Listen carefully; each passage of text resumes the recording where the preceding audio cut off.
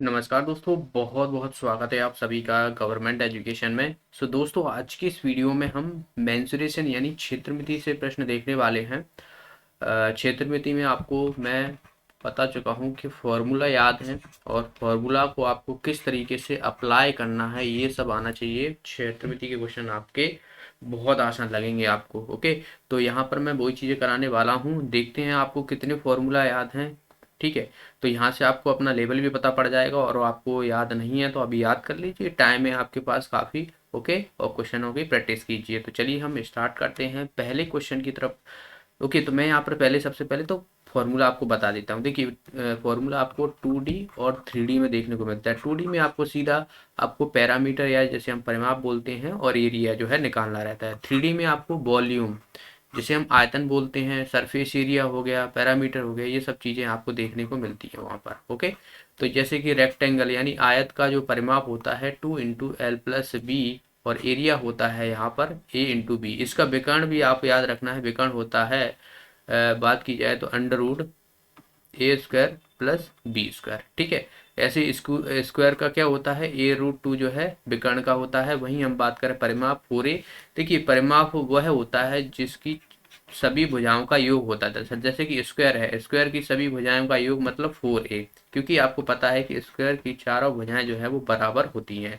Rectangle में दो भुजाएं बराबर होती हैं दरअसल, जैसे कि ए है बी, तो ये वाली और ये वाली बराबर होगी तो यहाँ पर 2A, और ये वाली बराबर होगी तो +2B। तो यहाँ से दो कॉमन लेके नहीं A + B, इस तरीके से हम लिख देते हैं यहाँ पर देख सकते हो। ठीक है, तो ऐसे ही आपको सारे, जैसे ट्रेंगल हो गया तो ट्रेंगल में आपको बेस इंटू हाइट यानी हाइट और आधार का जो है मल्टीप्लाई करके हाफ कर देना है तो एरिया निकलता है।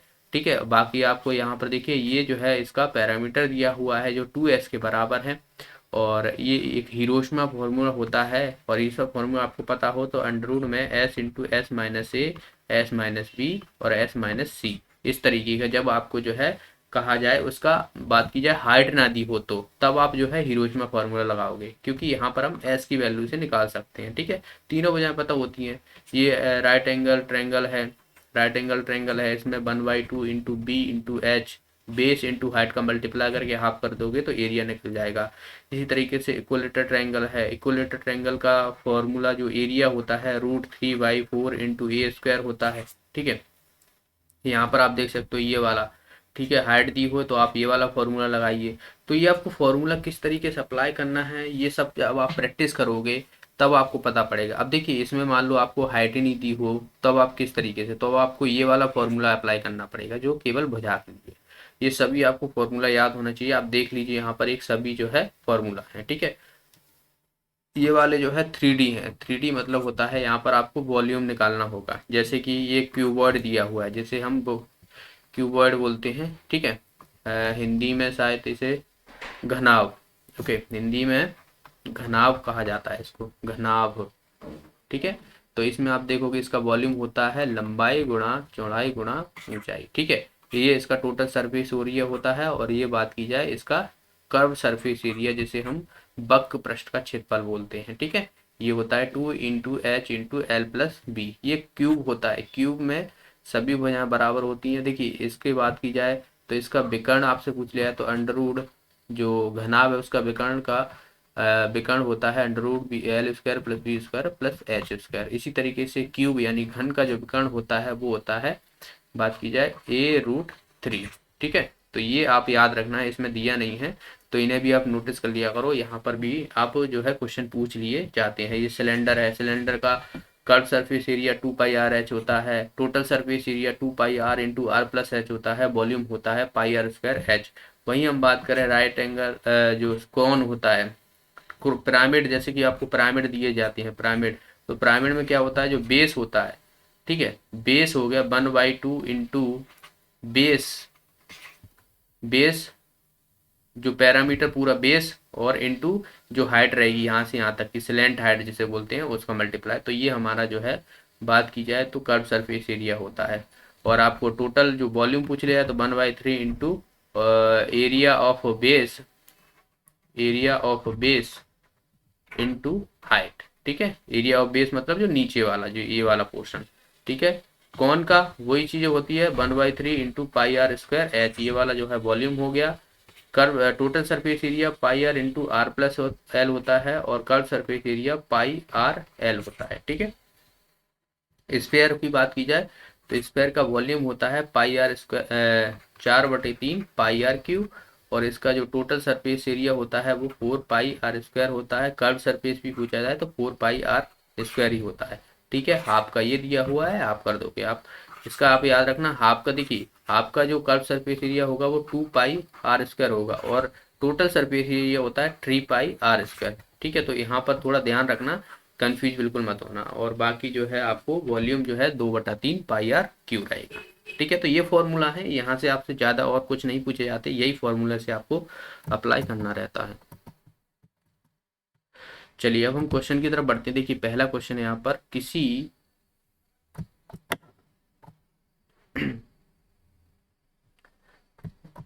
देखिए किसी आयत मेज की सतह के ऊपर परिमाप जो है 28 मीटर और क्षेत्रफल जो है 48 मीटर स्क्वायर दिया हुआ है, तो विकर्ण की लंबाई हमें कहा गया है। कोई मेज है, ठीक है, ये मान लिया मैंने कोई मेज है। ठीक है, ये मेज रखा हुआ है कोई। अब ये ऊपर वाला आप देख रहे हो, ये वाला इसका हमें दरअसल दिया हुआ है। अब ये क्या है, एक आयत की तरह हो गया, एक आयत की तरह हो गया, आयत हो गया ना, आयताकार। देखिए आयताकार मेज दिया हुआ है, तो इसका परिमाप हमें पता है कि 2 × L + B बराबर कितना दिया हुआ है 28, और इसका क्षेत्रफल होता है L × B बराबर यहाँ पर दिया हुआ है 48। अब हमें विकर्ण पता है। देखिए विकर्ण अभी मैंने आपको बताया था, विकर्ण ये वाला होता है। ठीक है, इसके जो है L² + B², ये आयत का विकर्ण होता है। लेकिन यहाँ से हमें तो ये L² + B² निकालनी पड़ेगी वैल्यू। अब देखिए यहाँ से 2 से काट दूंगा तो ये 14 हो जाएगा। तो हमें L + B की वैल्यू पता पड़ गई 14 है, और L × B की वैल्यू पता है 48 है। तो या तो आप ऐसी वैल्यू सोचिए L और B की, जिससे मैं जोड़ूं तो 14 आ जाए और मल्टीप्लाई करूं तो 48 आया। तो देखिए 8 और 6 को मैं अगर जोड़ता हूं तो मुझे 14 मिलेगा, और 8 और 6 को मल्टीप्लाई करता हूं तो मुझे 48 मिलेगा। तो हम सीधी सीधी यहाँ पर वैल्यू रख सकते हैं इसमें। ठीक है, L² + B²। अगर आपको नहीं ऐसा समझ में आता है तो देखिए एक चीज आपको पता है, यहाँ पर L + B बराबर हमें 14 दिया हुआ, हमें निकालना किसकी वैल्यू है, L² + B² की। तो मैं इसका स्क्वायर कर देता हूँ दोनों तरफ। ठीक है, तो यहाँ से देखिए L² + B² + 2LB = 196। ठीक है, 14 का स्क्वायर 196 होता है। ये आपको फॉर्मूला पता होगा, A + B का होल स्क्वायर बराबर होता है A² + B² + 2AB। ठीक है, ये सभी को पता होता है, तो वही मैंने यहाँ पर ओपन कर दिया है। अब यहाँ देखिए L और B की वैल्यू हमें पता है कितना है, 48 दी हुई है। तो यहाँ से आप देखोगे 2 × 48 = 196। ये कितना हो जाता है, 48 दूनी 96 होता है। तो 96 को इधर ले जाऊंगा तो माइनस हो जाएगा। तो यहाँ से देखा कि ये 100 आ गया। तो यहाँ से हमें देखिए समझ में आ गया कि L² + B² की वैल्यू हमारे 100 के बराबर है। इसका हमें रूट लेना है, तो मैं इसका रूट लूंगा 100 का, तो कितना आ जाएगा, 10 आ जाएगा, नहीं आ जाएगा। तो बस यही हमारी वैल्यू होगी जो विकर्ण होगा दरअसल। इसका आंसर आ जाएगा हमारा बी ऑप्शन। तो आई होप समझ में आ गया होगा आपको। अगला प्रश्न देखिए, दो वर्गों का परिमाप दिया हुआ है 40 सेंटीमीटर 32 सेंटीमीटर। इन वर्गों के परिमाप के योग के बराबर क्षेत्रफल वाले एक तीसरे वर्ग का परिमाप हमें निकालना है। यहाँ पर एक मिस्टेक है क्वेश्चन में, यहाँ पर योग नहीं डिफरेंस कर लो। ठीक है, घटा, ठीक है, डिफरेंट कर लो, योग नहीं है यहाँ पर। देखिए अब देखिए वर्ग हमें पता है कि वर्ग की जो चारों भुजाएं होती हैं वो बराबर होती हैं। वर्ग का परिमाप होता है 4a1 बराबर दिया हुआ है 40, और 4a2 बराबर दिया हुआ है 32। तो यहाँ से हम देखें कि a1 बराबर हमारा कितना हो जाएगा 10, और a2 बराबर हो जाएगा 8। ठीक है, अब इसमें क्या बोला गया है कि इन दोनों के वर्गों के क्षेत्रफल का घटाने के बराबर जो है, इन दोनों को घटाया जाता है, डिफरेंस के बराबर एक तीसरा वर्ग है, तो उसका हमें परिमाप निकालने को कहा गया है दर्शक। तो देखिए इन दोनों को मैं इसका एरिया कितना हो जाएगा 100 हो जाएगा, और इसका हो जाएगा कितना 64। तो इन दोनों का डिफरेंस आप देखोगे 100 - 64 बराबर तीसरे वर्ग, तीसरा जो वर्ग रहेगा वो मान लिया A3 स्क्वायर। ठीक है, तो यहाँ से देखिए इन दोनों का डिफरेंस जो है 36 के बराबर हो जाएगा A3 स्क्वायर। तो A3 की वैल्यू यहाँ पर आप देखो कितना हो जाएगा, इसका रूट लोगे तो 6 आ जाएगा। तो यहाँ से हमने देखा कि A3 बराबर जो है 6 आ रहा है, हमें निकालना है इसका परिमाप। तो A3 परिमाप क्या हो जाएगा 4A3 हो जाएगा। तो यहाँ से देखिए 4 इंटू 6 यानी 6 चौक 24, तो 24 सेंटीमीटर जो है इसका आंसर आ जाएगा। ये हमारा आंसर आ जाएगा यहाँ पर सी ऑप्शन। ओके, समझ में आ गया होगा, समझ में आ गया होगा। बहुत मतलब वही है कि आपको फॉर्मूला कहाँ पे क्या कैसे करना है, ये सब चीज़ें आपको प्रैक्टिस करने से ही आएंगी। ओके, देखिए अगला क्वेश्चन है यहाँ पर 8 सेंटीमीटर त्रिज्या वाले वृत्त के अंदर बने वर्ग का क्षेत्रफल निकालना है। ठीक है, कोई वृत्त है, ये मान लिया ये कोई वृत्त है। ठीक है, इसके अंदर क्या बना हुआ है, वर्ग बना हुआ है। यहाँ पर मैंने मान लिया ये जो है वो वर्ग बना हुआ है इसमें। इसकी जो वृत्त की त्रिज्या है वो दरअसल 8 सेंटीमीटर है, इसकी आर बराबर 8 सेंटीमीटर दिया हुआ है। तो हमें बताना है कि ये वर्ग बना हुआ है, इसका क्षेत्रफल कितना होगा। अब भाई वर्ग का क्षेत्रफल तो ए स्क्वायर होता है, यानी हमें इसकी भुजा पता करना पड़ेगी कितनी है। तो आप देखिए यहाँ पर ये सेंटर होता है कि नहीं होता। यहाँ से यहाँ तक की दूरी आप देखिए, ये क्या है, ये त्रिज्या है कि नहीं है। तो यहाँ से यहाँ तक की देखिए त्रिज्या हमारी 8 है। अब यहाँ से यहाँ तक भी आप देखोगे ये भी 8 होगी, क्योंकि ये भी तो एक त्रिज्या है। तो यहाँ से हमने देखा कि जो वर्ग है ये वर्ग का क्या हो रहा है, ये विकर्ण है। दरअसल ये वर्ग का विकर्ण ही तो हो रहा है। आप देखिए ये वाला जो रेखा देख रहे हो आप, ये विकर्ण हो जाएगी वर्ग की, ये वर्ग बना हुआ है यहाँ पर। तो हमने देखा कि इसकी लेंथ जो है टोटल देखोगे आप 16 के बराबर है। और हमें पता है कि वर्ग का विकर्ण क्या उतना होता है, a√2 होता है कि नहीं होता, जो कि हमें यहाँ पर 16 के बराबर दिया हुआ है। तो a = कितना हो जाएगा, 16√2 हो जाएगा, नहीं हो जाएगा। अब हमें सीधा सीधा क्या करना है, इसका क्षेत्रफल निकालना है। तो क्षेत्रफल हमें पता है a स्क्वायर होता है, तो 16/√2 इंटू 16/√2। तो √2 यहाँ कट जाएंगे। ठीक है, 2 बाहर आ जाएगा। और यहाँ से देखिए 2 8 16 और 16 8 128 होता है। ठीक है, 8 45 8 6 48, यानी ये हो जाएगा हमारा स्क्वायर सेंटीमीटर। 128 स्क्वायर सेंटीमीटर जो रहेगा वो इस वर्ग का क्षेत्रफल आ जाएगा। अगला प्रश्न देखिए, 2 सकेंद्रीय वृत्त हैं जिनकी परिधि जो दी हुई है वो 88 सेंटीमीटर और 132 सेंटीमीटर है। तो आंतरिक रिंग का क्षेत्रफल हमें ज्ञात करना है, कितना होगा। देखिए ये वर्ग है, सॉरी सर्कल, इसी के अंदर ही कोई एक दूसरा सर्कल बना हुआ, ये बना हुआ। ठीक है, 2 है, क्योंकि इनका हमें बोला है सकेंद्री मतलब एक ही बिंदु है इन दोनों सर्कलों का। तो यहाँ से यहाँ तक देख लीजिए, ये वाली और ये वाली त्रिज्या अलग अलग होंगी कि नहीं होंगी। हमें क्या बोला गया है कि जो आंतरिक रिंग है इसका क्षेत्रफल, यानी ये वाली जो आप देख रहे हो इसका क्षेत्रफल हमें निकालना है कि इसका कितना होगा। ठीक है, इसका क्षेत्रफल निकालने को कहा गया है। देखिए ये वाले सवाल ना, आप किसी भी एग्जाम की प्रिपरेशन कर रहे हो, हमेशा ऐसे ही क्वेश्चन आपसे पूछे जाएंगे। जरूरी नहीं है कि आप ये CPCT के लिए, आप हाई कोर्ट का एग्जाम की, MP प्लस कांस्टेबल का एग्जाम हो गया, अभी ग्रुप 2 सब ग्रुप 4 है, तो वहाँ पर भी आपको ऐसे ही प्रश्न देखने को मिलते हैं। देखिए अब हम यहाँ से देखिए परिधि हमें पता है, वृत्त की परिधि क्या होता है, πr 2πr। ठीक है, 2πr1 और 2πr2, इसकी 132 और इसकी 88 के बराबर। तो यहाँ से हम R1 R2 निकाल लेंगे। देखिए 2 इंटू 22/7 पाई का मान होता है, R1 = 88। इसी तरीके से 2 इंटू 22/7 इंटू R2 बराबर 132। तो यहाँ से देखिए ये 4 बार जाएगा और यहाँ से ये 2 बार जाएगा, और 7 का मल्टीप्लाई 2 से हो जाएगा, तो R कितना हो जाएगा हमारा 14। तो R1 हमारा पता पड़ेगी कि इसकी जो वैल्यू है वो 14 के बराबर है। इसी तरीके से आप देखोगे 2 से मैं इसे काटूंगा, ये 6 में जाएगा, यहाँ से 3 बार जाएगा और 7 21, तो R2 हमारा हो जाएगा 21। तो यहाँ से यहाँ तक की ये दूसरे वाले की जो रहेगी वो 21 है। ठीक है, अब मैं इसको हटा रहा हूँ यहाँ से। ठीक है, ये आपको समझ में आ गया हो। अब देखिए हमें निकालना क्या है, जो मैंने मार्क किया हुआ है उसका हमें क्षेत्रफल निकालना है, कितना होगा। देखिए ये छोटे वाले का क्षेत्रफल और बड़े वाले का क्षेत्रफल, यानी बड़े वाले का जो क्षेत्रफल है और छोटे वाले के क्षेत्रफल से घटा देता हूँ मैं, तो दोनों का डिफरेंस जो रहेगा वो यही तो आएगा। भाई इसका क्षेत्रफल देखिए, इसका क्षेत्रफल क्या हो जाएगा हमारा, ये आर है तो पाई आर स्क्वायर होता है, ठीक है। और ये बड़ा वाला यहाँ से यहाँ तक का है। अब आप देखिए यहाँ से यहाँ तक ये पूरा है ये, तो ये 21 है इसकी, यानी 21 इसकी है।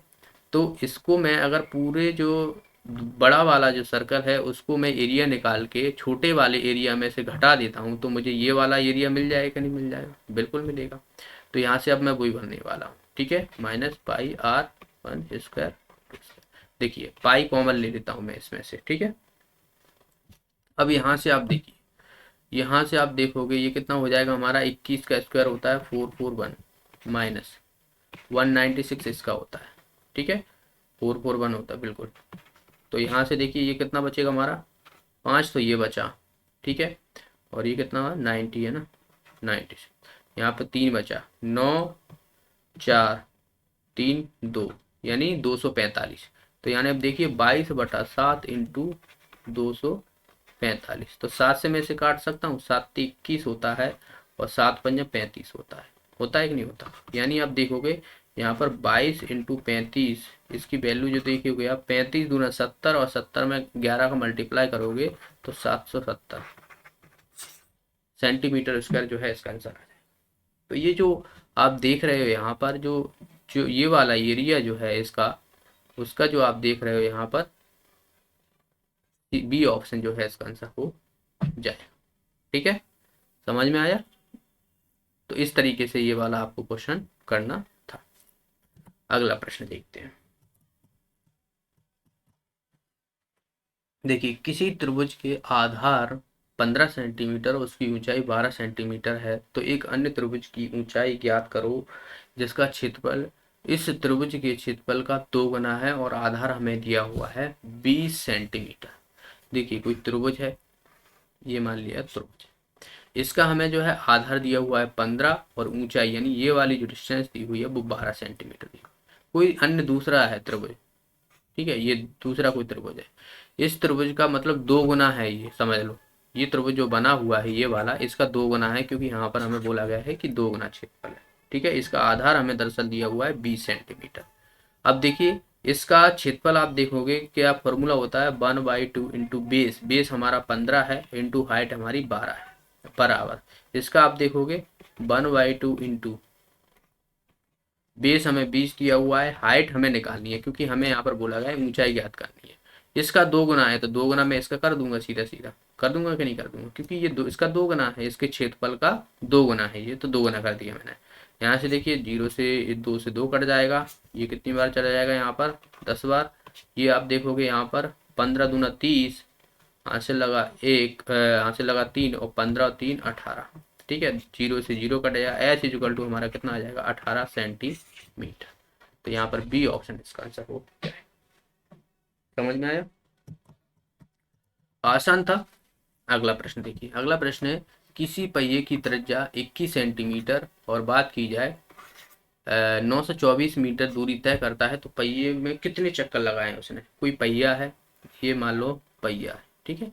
अब ये क्या है, जाहिर सी बात है ये लुढ़क के जाएगा, कुछ इस तरीके से जाएगा कि नहीं जाएगा, यानी ये लुढ़क रहा है, मतलब ये वाला एरिया जो है कवर कर रहा है, ये पूरा एरिया कर रहा है कि नहीं कर रहा।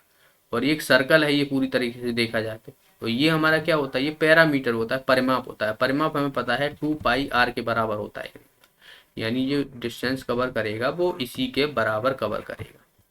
अब चक्कर कितने लगाए हैं तो इंटू एन कर दूंगा कि एन चक्कर लगाए, ठीक है। डिस्टेंस कवर कर रहा है तो डिस्टेंस आप देखिए 2πr इंटू एन बराबर 924 मीटर।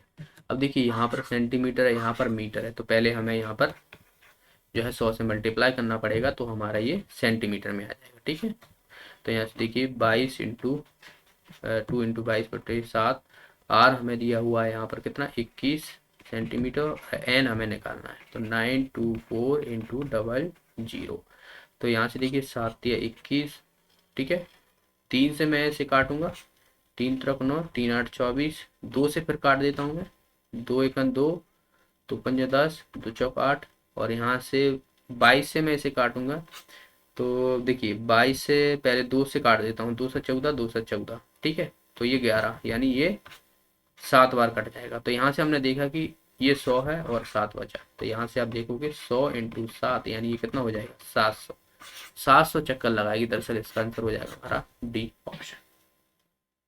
ओके, अगला प्रश्न। एक 10 सेंटीमीटर ऊंचाई तथा 20 सेंटीमीटर त्रिज्या वाले आधार के शंकु को 4 सेंटीमीटर व्यास वाली गेंदों में परिवर्तित किया जाता है, तो अतः गेंदों की जो संख्या है वो हमें निकालनी है, कितनी होगी। शंकु हमें पता है कुछ इस तरीके तो होता है, जिसे हम कौन बोलते हैं, ये होता है कि नहीं होता। ये हमारी हाइट होती है और ये हमारी त्रिज्या होती है। हमें यहाँ पर हाइट दी हुई है 10 सेंटीमीटर और त्रिज्या दी हुई है 20 सेंटीमीटर। ठीक है, अब इसको पिघला दिया गया है और क्या हुआ है कि जो है 4 सेंटीमीटर व्यास वाली गेंद मतलब होता है एक गोला, ऐसे करके गेंदें बना दी गई हैं बहुत सारी। तो भाई आप जो है इसका आयतन है, अब इसी में से गेंदें बनाओगे ना, तो आयतन चाहे आप कितनी गेंदें भी बनाओगे, अगर उनको इकट्ठा करोगे तो आयतन इसी के बराबर होगा। तो मैं दोनों का आयतन बराबर कर दूंगा दर्शक। देखिए इसका आयतन होता है 1/3 पाई आर स्क्वायर एच, और गोल जो गेंदें होती हैं उसका क्या है, ये गोल है मतलब स्फेयर बन गया ना, गोला बन गया, तो 4/3 पाई आर क्यू इसका होता है। तो बस इंटू एन कर दूंगा, क्योंकि नंबर ऑफ संख्याएं जो रहेंगी वो एन की रहेंगी, 4/3 पाई आर क्यू। अब मैं सीधा सीधा यहाँ पर वैल्यू रखने वाला हूँ। देखिए पहले यहाँ 3 से 3 काट देता हूँ, पाई से पाई काट देता हूँ, ये बचा आर स्क्वायर इंटू एच बराबर एन इंटू 4 इंटू आर, इतना बचा। अब देखिए ये 10 सेंटीमीटर ऊंचाई है और 20 सेंटीमीटर त्रिज्या है, तो 20 इंटू 20 इंटू 10 बराबर एन इंटू 4 इंटू, देखिए त्रिज्या इसकी कितनी हो जाएगी, शंकु का व्यास हमें दिया हुआ है 4 सेंटीमीटर और व्यास की आधी होती है त्रिज्या। ठीक है, व्यास की आधी होती है त्रिज्या, तो यहाँ पर 2 इंटू 2 इंटू 2, क्योंकि आर क्यूब है। तो बस हम यहाँ से एन की वैल्यू निकाल लेंगे। देखिए एन की वैल्यू निकालने के लिए यहाँ से देखिए ये कितनी बार चला जाएगा, 4 पंजा 20। ठीक है, यहाँ से देखिए ये कितनी बार चला जाएगा, 10 बार। यहाँ से देखिए ये कितनी बार चला जाएगा, 5 बार। यहाँ से देखिए ये कितनी बार चला जाएगा, 5 बार। 5 25, 25 पंजा 125, तो एन इक्वल टू कितना हो जाएगा, 125।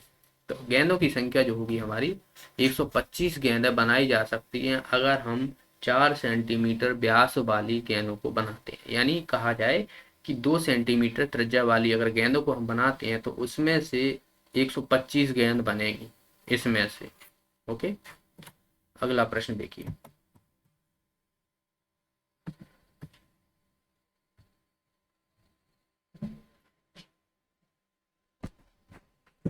एक सेकंड, थोड़ा कैमरा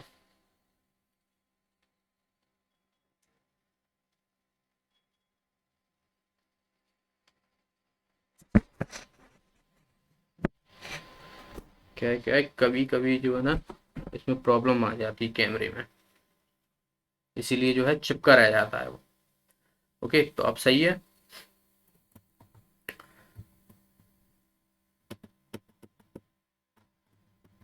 देखिए क्वेश्चन आपको समझ में आ गया होगा आई बुक वो। अब देखिए यहाँ पर ये वो, अब ये दूसरा क्वेश्चन है। ठीक है, पिछला वाला ये देखिए, धातु की 3 ठोस गेंदें हैं जिनकी त्रिज्या हमें दी हुई है 3 सेंटीमीटर, 4 सेंटीमीटर और 5 सेंटीमीटर को पिघलाकर एक ठोस गेंद बना दी जाती है। तो हमें बताना है कि नई गेंद की त्रिज्या क्या होगी। भाई 3 गेंदें हैं छोटी छोटी ऐसे करके, तो इनको पिघला दिया गया है पूरी को और एक बड़ा गोला बना दिया गया है। तो ये बड़े गोले की हमें पूछा गया है इसकी त्रिज्या कितनी होगी, ये पूछा गया है। देखिए हमें पता है कि जो गोले का आयतन होता है वो होता है 4/3 पाई आर क्यूब, होता है कि नहीं होता। तो गोले का आयतन, तीनों गेंदों का हम आयतन निकालेंगे और जो चौथा गेंद जो रहेगी वो पूरा उसी के आयतन के बराबर होगी। यानी आप देखोगे इसको मैं इस तरीके से लिख सकता हूँ, pi r 2 cube plus 4/3 pi r cube 3 बराबर जो पूरा टोटल रहेगा वो इसके बराबर है। ठीक है, आर क्यू के बराबर। भाई ये 3 गेंदें हैं, इन्हीं को मिलकर ना ये गोला बन रहा है पूरा, बस इसकी हमें त्रिज्या निकालनी है। तो देखिए यहाँ पर देखिए सबसे पहले तो ये कॉमन है, तो यहाँ पर ये सब कट जाएगा, ये सब कट जाएगा। यहाँ पर बचेगा r1 cube plus r2 cube plus r3 cube बराबर r क्यूब। अब इसकी देखिए त्रिज्या हमें पहले की दी है 9, 9 का क्यूब करेंगे, सॉरी 3, 3 का क्यूब करेंगे, 3 तरफ 9 9 27, और फिर 4 का करोगे 4 चौक 16 चौक 64, और फिर 5 का करोगे 55 25 25 पंजे 125 इक्वल टू r क्यूब। इन सबको जोड़ना पड़ेगा, 125 27 और 64, 7 और 5 12, 16 हाथ से लगा 1, ये कितना हो जाएगा 6, 5 11 हाथ से लगा 1 2, 1 और 2, ठीक है 216, ये 216 बराबर आर क्यूब हो गया, ये आर क्यूब।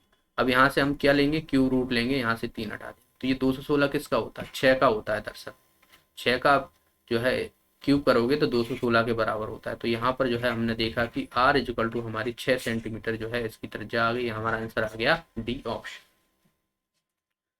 अगला प्रश्न देखिए,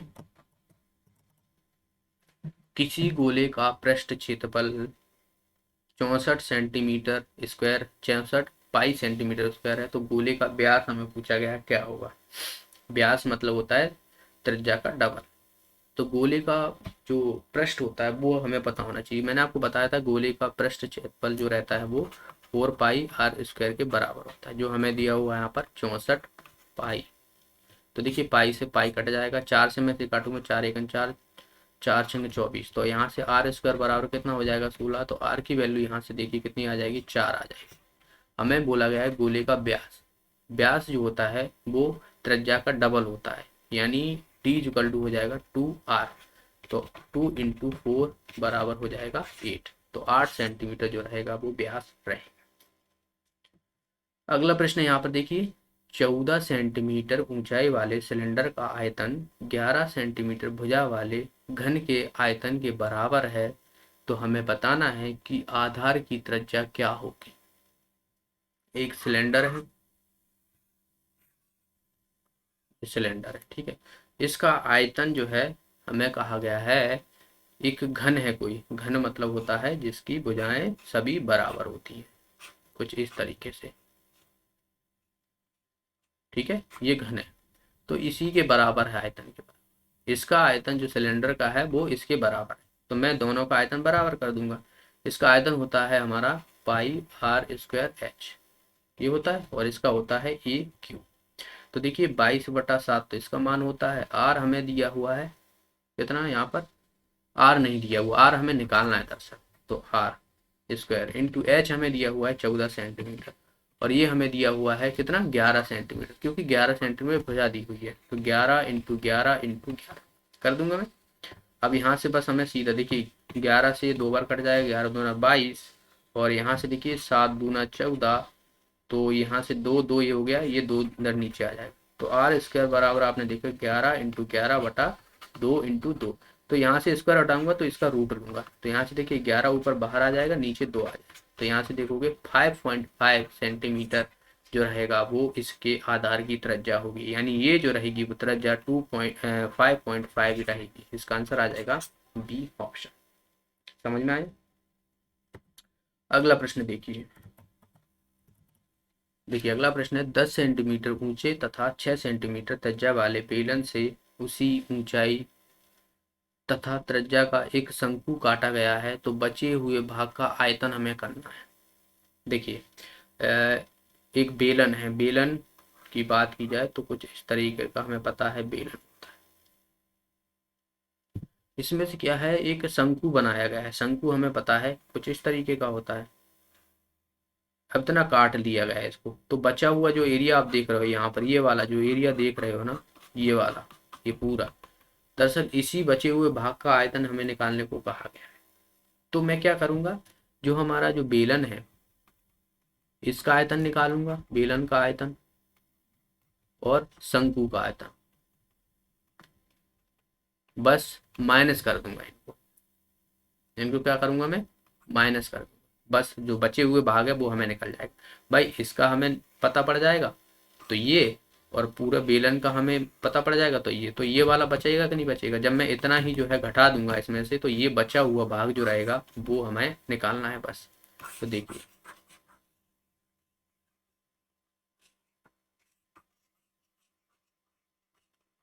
बेलन का आयतन आपको पता होना चाहिए फॉर्मूला। बेलन का आयतन होता है पाई आर स्क्वायर एच, और शंकु का होता है 1/3 पाई आर स्क्वायर एच, ये होता है। ठीक है, शंकु के आयतन। अब देखिए, पाई से पाई काट देता हूँ मैं पहले तो, ठीक है। आर स्क्वायर एच बराबर 1/3 पाई आर आर स्क्वायर एच। ठीक है, अब देखिए, अरे घटाना है, ठीक है, यहाँ पर मैं इक्वल टू नहीं, घटाना है मैं दरअसल। तो यहाँ से अब आप देखोगे कि हमें त्रिज्या कितनी दी हुई है, यहाँ पर 6 सेंटीमीटर दी हुई है इसकी बेलन की। तो 6 × 6 × एच हमें दी हुई है 10। तो यहाँ पर ये पाई कटेगा नहीं दरअसल, ठीक है। पाई में क्या करता हूँ, कॉमन ले लेता हूँ दोनों में से, तो यहाँ पर पाई बाहर आ जाए, -1/3। यहाँ पर आप देखोगे त्रिज्या जो है बेलन से ऊंचाई और शंकु का काटा गया है, तो त्रिज्या भी इसकी समान ही है। आप देखोगे शंकु की त्रिज्या कैसे समान होगी, ये हमारा है और ये शंकु है, तो ये वाली जो भाग है ये तो हमें बराबर ही मिलेगा, यानी ये वाली त्रिज्या समान ही रहेगी जो बेलन की है। तो यहाँ से हमने देखा कि 6 × 6 तो ये हो जाएगा, और एच हमारा यहाँ पर देखिए कितना हो जाएगा, यहाँ पर ये 10 है। ओके, अब यहाँ से देखिए 3×2 = 6, तो ये कट जाएगा, ये कितना हो जाएगा 360, तो ये हो गया 6×2 = 12, 120 ये हो गया पाई। तो 360 में से 120 जाएंगे तो कितना बचेगा, ये बचेगा हमारा 240 पाई, 240 पाई। तो 240 पाई हमारा देखिए ए ऑप्शन इसका आंसर हो जाए। ओके, अगला प्रश्न देखिए, अगला प्रश्न है यहाँ पर, एक समचतुष्फलक की प्रत्येक भुजा 12 सेंटीमीटर है, तो समचतुष्फलक की हमें आयतन निकालना है। समचतुष्फलक यानी टेट्राहेड्रॉन होता क्या है दर्शक, टेट्राहेड्रॉन होता है आपके 3 त्रिभुजों को मिलाकर, 3 नहीं, 1 2 3 4, यानी ये जो आप उठा हुआ भाग देख रहे हो, ये प्रिज्म देखा है आपने, मैं कैसे बताऊं आपको, कुछ है भी नहीं। देखिए, ये एक नीचे जो है, ये नीचे का आधार है, ये मतलब त्रिभुज बनाया गया है नीचे वाला, ठीक है। अब ये क्या हुआ है, तिरछे में एक त्रिभुज ऐसे रख दिया गया है, और एक ऐसे रख दिया लगा दिया गया है, और एक ऐसे लगा दिया गया है, तो इसे ही हम जो है समचतुष्फलक बोलते हैं दर्शक, ठीक है। समचतुष्फलक बोलते हैं। तो इसका हमें बोला गया है कि इसका आयतन हमें निकालना है कितना होगा, तो इसका आयतन का आपको फॉर्मूला पता होना चाहिए, ठीक है। फॉर्मूला होता है AQ/6√2, ये फॉर्मूला इसका होता है। तो बस हमें भुजा पता है इतनी है, तो 12×12×12/6√2, तो ये 6×2 = 12। अब यहाँ पर तो इस तरीके से, तो जब भी आपको देखिए, यहाँ पर मैं इसको काट रहा हूँ, रूट यहाँ से 2। अब ये जो है आपको क्या करना रहेगा, या तो आप यहाँ से √2 खोल लो इसको, √2 × √2, 2 का मैं इस तरीके से लिख सकता हूँ, तो √2 से √2 कट जाएगा। देखिए यहाँ पर 12×12 144 होता है, 144 और √2 सेंटीमीटर क्यूब, तो ये हमारा इसका वॉल्यूम आ जाएगा। तो यहाँ पर देखिए ए ऑप्शन इसका आंसर हो जाएगा। ओके, तो इस तरीके से ये वाला प्रश्न करना था। अगला प्रश्न देखिए, यहाँ पर एक गोला, एक बेलन, एक शंकु की त्रिज्या आयतन समान है, गोले की त्रिज्या, बेलन की ऊंचाई और शंकु की ऊंचाई का अनुपात पूछा गया है, कितना हो। गोले का आयतन आपको पता है 4/3 पाई आर क्यूब होता है। इसी तरीके से बेलन का आयतन देखे जाए तो पाई आर स्क्वायर एच होता है, और यहाँ पर शंकु का होता है 1/3 पाई आर स्क्वायर एच। ये होता है कि नहीं होता, देखिए अब यहाँ से आप चीजें देखिए, यहाँ से इसमें हमें दिया हुआ है क्या, शंकु की त्रिज्या और आयतन समान दिए हुए, त्रिज्या त्रिज्या यहाँ से हम इसे काटेंगे कि नहीं काटेंगे, यहाँ पर एक बचेगी क्योंकि त्रिज्या हमें कहा गया है समान है, ठीक है। यहाँ से देखिए इसे मैं काट देता हूँ, तो यहाँ पर 3 आ जाएगा, तो यहाँ पर देखिए पाई से पाई कट जाएगा सबका, तो 4 यहाँ पर कितना बचेगा, आर बचेगा, ये यहाँ पर एच बचेगा 3, ठीक है, और यहाँ पर बचेगा हमारा कितना, एच यहाँ पर बचेगा, तो ये 1 मान लेता हूँ, इसे 2 मान लेता हूँ। अब हमें इनका देखिए बोला क्या गया है, गोले की त्रिज्या, गोले की त्रिज्या आ गई हमारी, बेलन की ऊंचाई आ गई हमारी, और शंकु की ऊंचाई आ गई, आगे कि नहीं आ गई। बस हमें इसका रेशियो लेना है, तो रेशियो ये नहीं है, आप ये इसे समझ के मत करना, इसे मैं मान लेता हूँ के इक्वल टू बराबर। तो यहाँ से देखिए आर बराबर कितना हो जाएगा हमारा, आर बराबर आप देखोगे यहाँ पर 4 नीचे जाएगा, 3 ऊपर जाएगा, ठीक है। या फिर आप ऐसा कर लो, इनको सीधा सीधा पलट दिया करो, जब भी आपको ऐसे दिए हों तो 1/4, 1/3 और एक एक का ही रहेगा। ठीक है। तो यहाँ पर ये हमारा रेशियो है, पर हमें ऐसा नहीं दिया हुआ है, तो इनका एलसीएम ले लो 12, तो 12 का सब जगह मैं मल्टीप्लाई कर देता हूँ। तो यहाँ से देखिए 4 तिया 12, 3 चौक 12 और ये हो जाएगा 12, यानी 3:4:12, यानी हमारा आंसर आ जाएगा ए ऑप्शन। तो इस तरीके से हमें जो है इसका आंसर आ जाएगा। समझ गए। या फिर आप ऐसे भी जैसे कि के मान के कर सकते थे सबकी वैल्यू, तो यहाँ से हम आर निकालेंगे तो आर इजक्वल टू के अपॉन कितना हो जाएगा, 4 हो जाएगा। H1 इजक्वल टू कितना हो जाएगा, के अपॉन 3 हो जाएगा। और आर इजक्वल टू 2, यानी ये तो के ही रहेगा। तो हमें देखिए ये इस तरीके से दिया हुआ है, तो मैं सब में 12 का मल्टीप्लाई कर देता हूँ। ठीक है।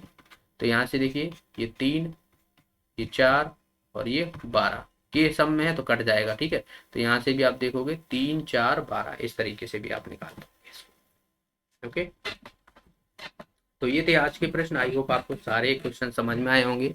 मेंसुरेशन के क्वेश्चन में आपको फॉर्मूला पता होना चाहिए, क्वेश्चन को प्रैक्टिस कीजिए, क्वेश्चन फॉर्मूला किस तरीके से अप्लाई करते हैं ये सब चीज़ें आपको पता है, तो आप आसानी से जो है क्षेत्र मिति या बात की जाए मेंसुरेशन के क्वेश्चन आप आसानी से कर पाओ। ओके। तो वीडियो अच्छा लगा हो तो वीडियो को लाइक कीजिए, शेयर कीजिए। आपका कुछ डाउट है तो आप मुझसे कमेंट बॉक्स में पूछ सकते हो। जो भी साथी नए हैं चैनल को सब्सक्राइब कर लेना, बेल आइकन पर जरूर प्रेस करना, जिसके माध्यम से आपको वीडियो का नोटिफिकेशन मिलता है। मिलते हैं, अपना ध्यान रखिए, पढ़ाई कीजिए अच्छे से, कुछ ही दिन बचे हुए हैं आपके एग्जाम में। तब तक के लिए बहुत बहुत धन्यवाद।